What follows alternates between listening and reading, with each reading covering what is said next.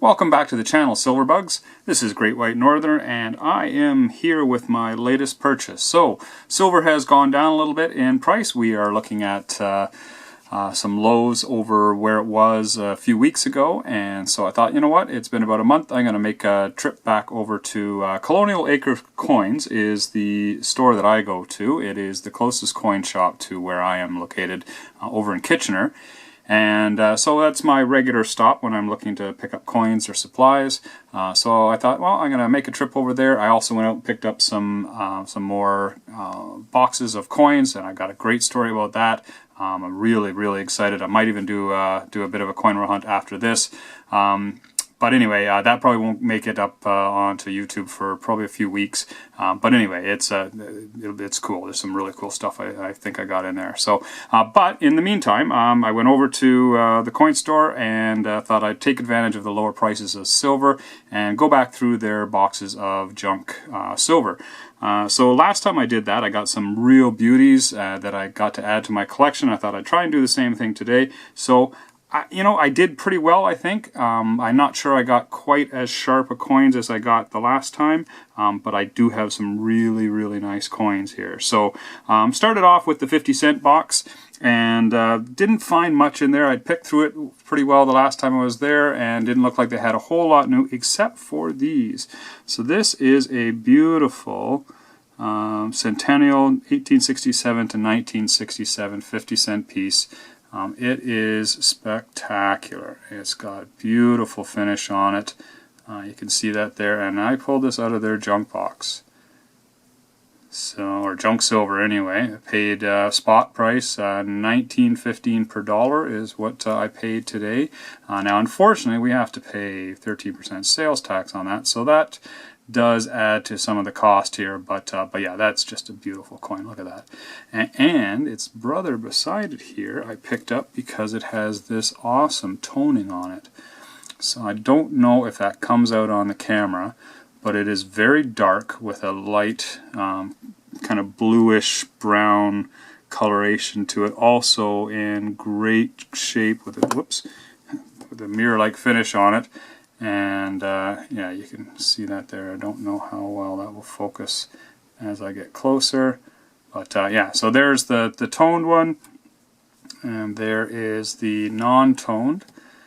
So you can kind of see them side by side. So I got myself some gloves too, just to make sure with stuff like this I don't get fingerprints on it, because to be honest, this one here had a bunch of fingerprints on it, and so I just wiped those off. They didn't they came off quite easily, but yeah, that two nice coins there. So the two 50-cent pieces I picked up today.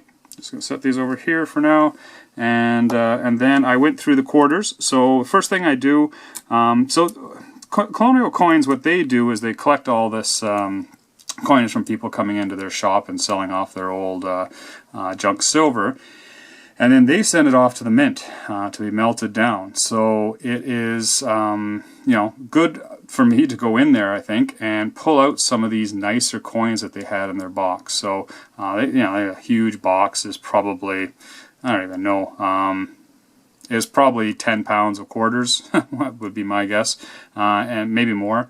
And then, so anyway, I just went through, picked out some of the nicest ones. They're all the later dates, so 1962, 1966. Again, let's make sure you can see that. So that one's in pretty decent shape. A little bit of spotting on the back there. And what else we get here? 1963. So there's a mark on the back. Not sure what that is, but still decent. This one's not quite as nice, also 1963, but decent shape as well. And what is this one here? 1964. So you can see that.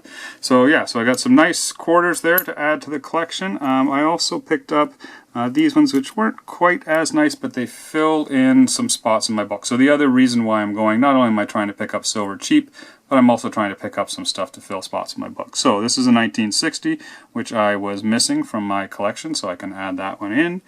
I also got a 1957, which I was also missing from my collection. Come on. There we go. 1957. again, you know, not the greatest shape, but it was the nicest of the ones that they had in their box. And then I have a 1943, which does have some circulation scratches on it, but generally speaking, that's a pretty nice coin for a 1943. King George VI head on the back there, or on the obverse. So yeah, so those are nice. And then I also got these ones. So these are King George V coins. And see if I can pick these up with my gloves. So I got a 1930.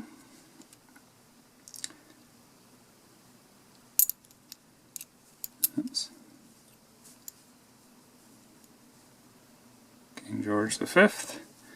I have two 1920s. This, I think, is the better of the two, or the worse of the two. The worse of the two. It's the 1920, and then I have another 1920, which is a little bit less wear. It's hard to grab these things with these gloves on.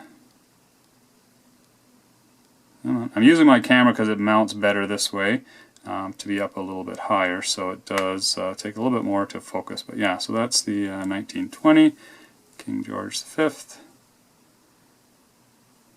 So, great little coin. And then I got a 1917 as well.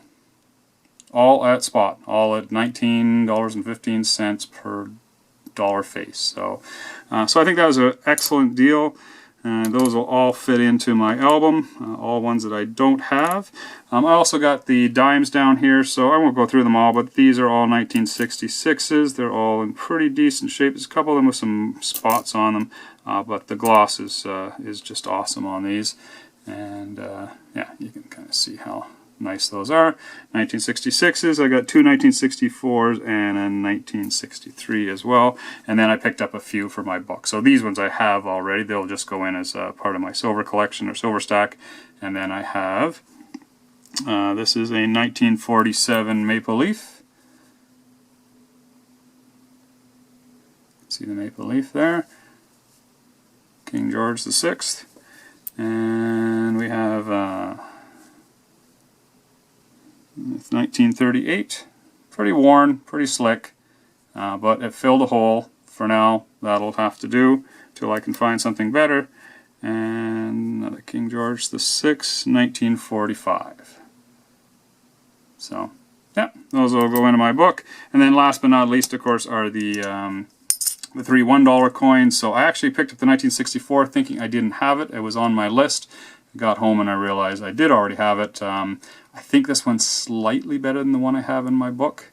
It does have some circulation wear on it, but generally good shape here. So I will probably replace the one I have in my book, and the other one will just go in my stack.